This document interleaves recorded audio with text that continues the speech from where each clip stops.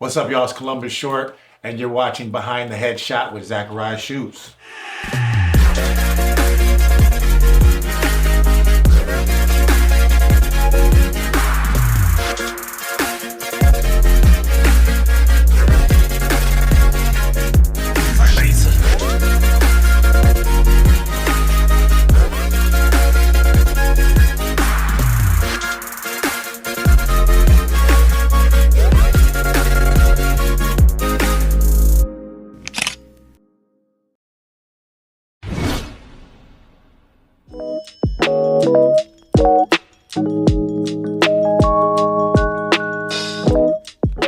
Welcome to another episode of Behind the Headshot. Today we have an incredibly special guest, Columbus Short. You know him from his unforgettable roles in hit movies like Stomp The Yard, This Christmas, Cadillac Records, Scandal, and many more. He also has an online acting masterclass starting June 21st. Columbus, welcome to the show. What's up? What's up? How's life for you right now?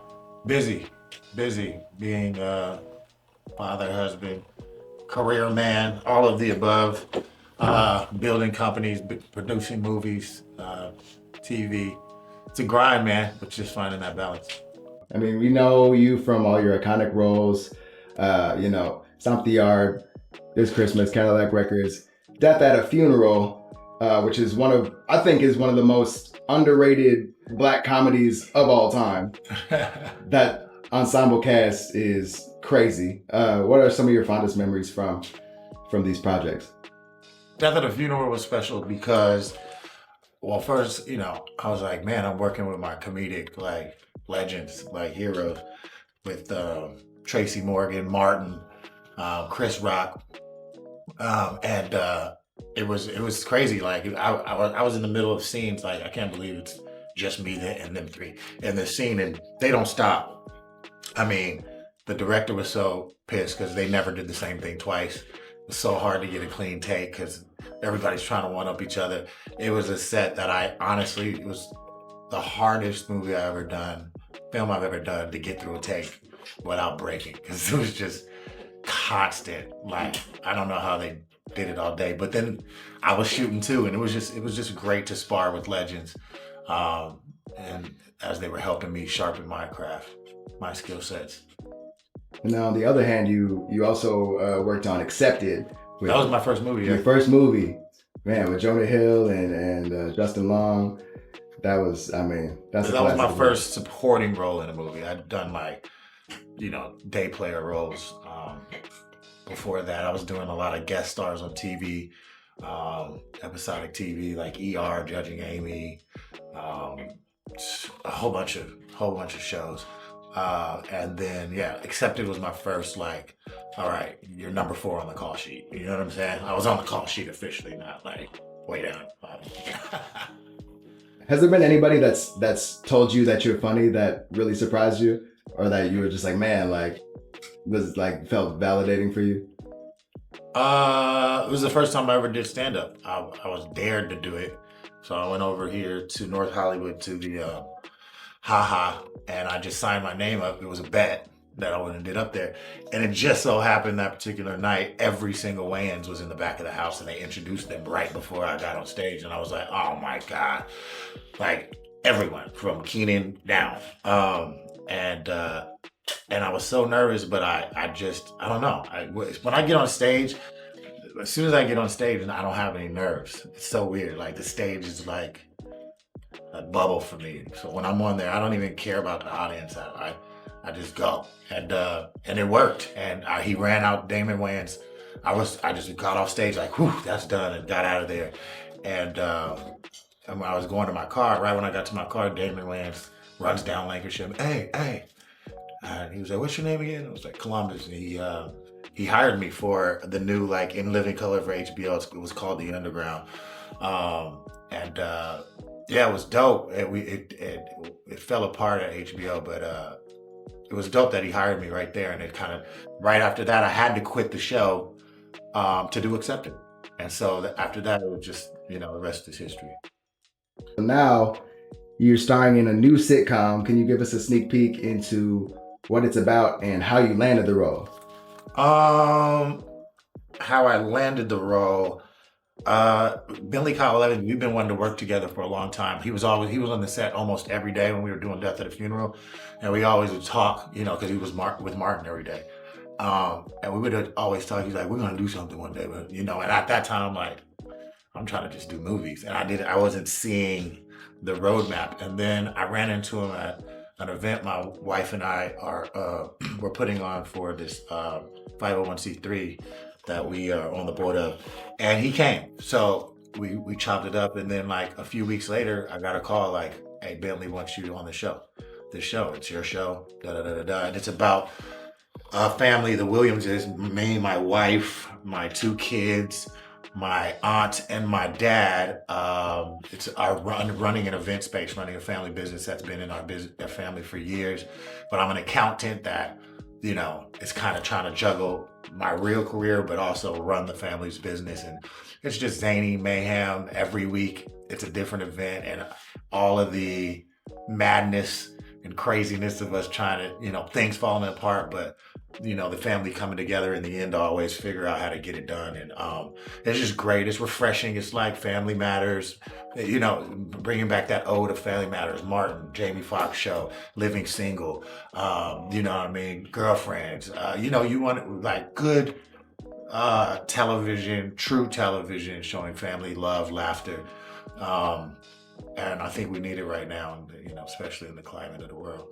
For sure. And in the last episode, you got to reunite with some of your Stomp The Yard people. Yeah. Yeah. I saw that. You killed it. You killed it. I felt like I was watching Stomp Once a stepper, always a stepper. Zachariah shoots. I killed it. What was that like, kind of reuniting with them and it was great. When I read the episode, they weren't gonna have. They were like, first of all, no, I love the writer who wrote that episode. They were gonna have her. She didn't know. I'm like, you don't know? They were gonna have her like just choreograph some like. I was like, no. At the table read, I said, no. Let me make a phone call, and I'm bringing in the guys. Let me handle this. And they're like, Billy's like, let him do his thing. So I called Chuck Maldonado, and he galvanized the troops. They came through, and we had a ball, man. It was great to just. It was very nostalgic, so yeah, it was great. I love that episode too. Yeah, it felt very nostalgic. It really brought us back. I'm like, oh man, he still got it. We can make another one. Speaking of, Stomp the Yard is known as one of the greatest dance movies of all time. To me, it's the greatest dance movie of all time. Do you think that there will be ever another movie like Stomp the Yard, and even better yet, will there be another Stomp the Yard movie? Yes, I'm still actively. Well, the script is done, budget's done, everything's done. Stomp the World. It's just a little business affairs that needs to be handled with Sony in the studio, which is kind of happening as we speak. But yeah, it's undeniable. Dancing, even since we did the movie, has taken on its life form of its own. Dancers are famous now. You know what I mean? Like just dancing. The TikTok, the emergence of TikTok, it really brought dancing to a global scale, and I think it's time for a Stomp the Yard, aka Stomp the World, yeah, it's in the works. I'm excited. So you're launching an online masterclass on June 21st. What inspired you to create the course, and what can participants expect to learn from it? Great question.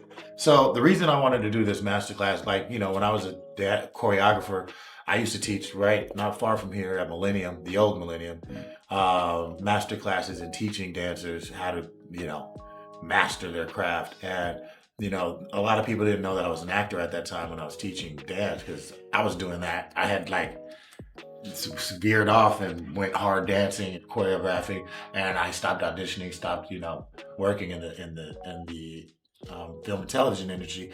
And then, I came back, but going back to high school, I've been afforded like a hyper elite level of arts education.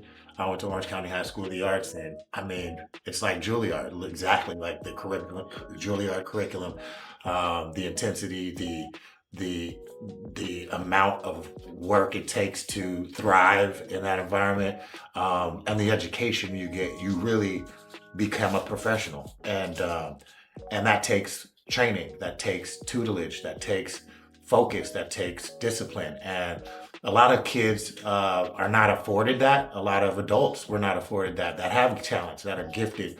And so I was like, look, you know, I want to give back. There's so many talented people. And everybody wants to be an actor. Everybody wants to be an actress. But there's some people that really got it, but just need to get sharpened and need to get the real work, get the jewels. And I want to share the jewels. So, you know, the Masterclass is going to be a 4-week intensive every Friday starting June 21st, covering comedic improvisation, auditioning 101, how to become a professional auditioner. Because, you know, you got to be a pro when you walk in that room. That's everything. So really diving into that scene study, how to look at a scene and break it down, which correlates with Audition 101. You know, a lot of people get scripts and they're like at home and they're pacing. They're like, sit down and break down the script. What are you going to do? And, you know, you're going up against 30 other people. How are you going to be different when you go into audition? And that's, you know, teaching people how to live in the white on the page, the only difference between singers is choices, right? The only difference between actors is their choices. Making interesting choices that's not so in your face or obvious, that's written on the page. And, you know, preparing the students with monologues, how to properly do a monologue, how to deliver. We're going to do scene partnering. And at the end of the final week, I'm bringing in some of LA's finest casting directors, producers, writers, directors, kind of like a, you know, Columbus Short Summer Intensive showcase of the students and what they've learned over that month. So it's going to be exciting. Sign up. It's going to be all in my bio and all of that, and the link above. So yeah, I'm excited about it. Hope to see you there.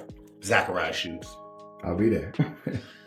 And you've mentioned being blackballed in Hollywood, but you've managed to work and stay busy, you know, even despite that. How have you managed to stay busy and continue working despite those challenges? Because whether you like me or not, I'm valuable. You know what I mean? You know, the executives can, you know, they can't, the people speak, right? And the numbers speak. That's black and white. So one beautiful thing about our people are just people that have been fond of my career and my work and respect my work, that have always showed up to the box office, or always turned on, you know, my show, or my shows or anything I've done and made them number ones, successful with real numbers. You know, that counts. So it was never a blackball as much as it was kind of a suspension. But, you know, it's nothing but the grace of God too. You know, always being able to show up right when I needed it, you know, to give me work. But I think it's because of the work that I did before that it sustained me to here. And that leads me to my next question. How has faith played a role in your career and personal life? Everything. Because, you know, like I was saying, when I was choreographing and dancing, I was making good money. But I was like, I have to go back. I have to go give it a full go. You know, because I was just getting a lot of disappointment in acting, a lot of disappointment. You get told no 1,000 times before you get a yes. And so I was kind of burnt out with that. And then one day I was like, all right, I'm going back. And my agent was like, I don't want to hear anything about this dancing stuff. I don't choreograph it. You need to be super razor focused. You can't miss an audition. I don't want to hear about you going on tour. I don't want to hear about you. You have to go full. Dancing's done. And I was like, all right. So that right there was leaping into the proverbial void of faith. Faith is the substance of things hoped for and evidence of things not seen. I was hoping that I was going to be successful and not fail, and, you know, going back into the acting space. But I didn't see any, you know, evidence. I just had to trust God. And so that's what I've done, you know, pretty much my whole career is just trusted in my gifts. Praise to God that He's blessed me with abilities that have made way for me. With the recent SAG strike and the rise of AI in Hollywood, where do you see Hollywood heading, and do you think these changes are ultimately good or bad for actors? I was, with the lack of education on AI, I was a little bit against it. But as a writer, as a screenplay writer, showrunner, producer, filmmaker, there is it's inevitable. And it's just about having a symbiotic relationship with AI, and with what AI can never be is human, and what humans can never be is AI. But productivity wise, it'll cut down time. But it's just about how to find that balance of AI's involvement in the creation of scripts, technology on screen, and likenesses, all of those things. It's a fine line, but I think if we do it right, it's just gonna make. We're always evolving technologically. I think it's just gonna make the business better in the long haul. Just got to figure out those financials. That part. And what advice would you give to actors on how to stay in love with their craft despite the ups and downs of the industry right now? Always be doing something that's not about the money. If you're not booking a show or booking, on a series or on a film, or certain people just getting a commercial, go to your local regional theater and just sign up to do a play. Audition for a play, a local, regional playhouse, just so you can keep your tool sharp, and you'll find fulfillment in just that. It may not be money, but it is gratifying to, pick up a piece of material, work with an ensemble, work with a cast, get on stage, gift an audience with wonderful artistry. It's fulfilling. So that's, don't do it about the money. Don't if you're not working, find a job. Find a job. You find a play. Find a Shakespeare in the Park. You go challenge yourself, continue to study and continue to do work, so that when your time does come, you're not only prepared, but you're ready to walk into your calling. When did you start your career in comedy? 2005. 2005. And recently got back on stage. What prompted you to get back on stage? Mind Your Business was coming back out, so I wanted to kind of get most of my fan base had no idea I did comedy because it was never televised, never really, nobody knew other than the people inside the comedic, world. So I was like, I'm gonna just start warming up people to the Columbus funny? Yeah, because I've done a lot of serious stuff, so they've never really seen that side of me. And I think, I'm going to be preparing for my one-man show coming up short, which is like a kind of an ode to my whole life, me on stage. So it's a bit of comedy. It's a bit of, it's going to be interesting. It's going to be a really, really theatrical, 1-2 hour monologue of my life on stage. So prepping for that is I'm doing 15 minutes at a time just to get my acts together of how I'm going to tell the journey. So yeah, and that's why I've been getting back on stage. Yeah, a lot of people don't know that. You are like one of the most talented people I know. Like you are. I mean, you're a jack of all trades. And I feel like that's underselling it because, you're good at everything. Even impressions.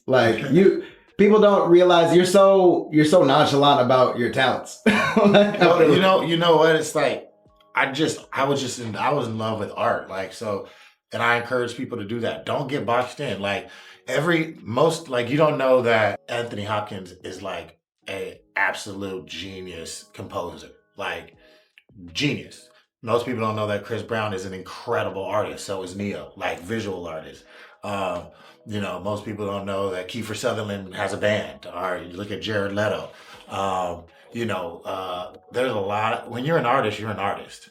So you can't be boxed in. Oh, I'm just an actor. Oh, I'm just a dancer. Dancers are mega talented, just like yourself. So, it's just about mastering those things. So, it takes 10,000 hours to be a master of your craft.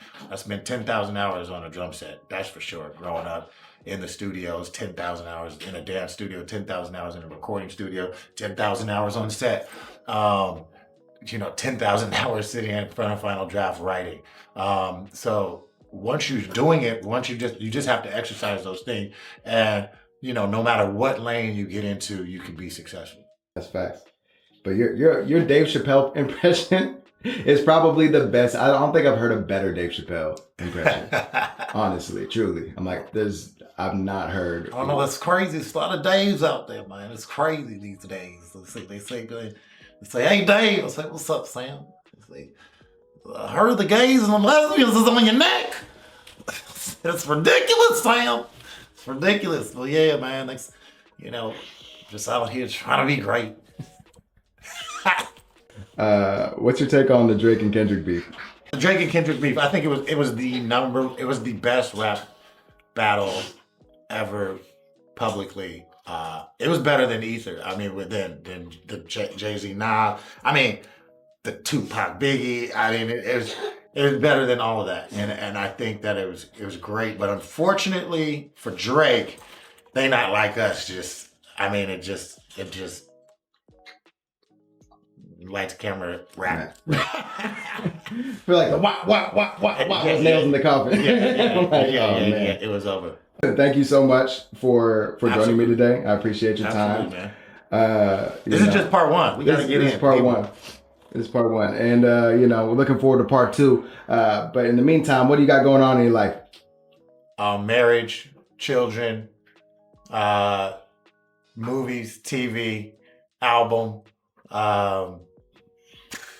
tech company.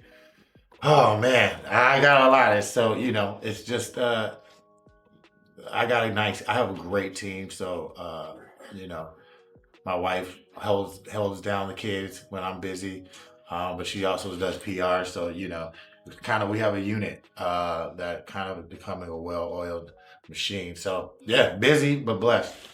Well, thanks for the time, Columbus. I appreciate you. Yes, sir. See you next time.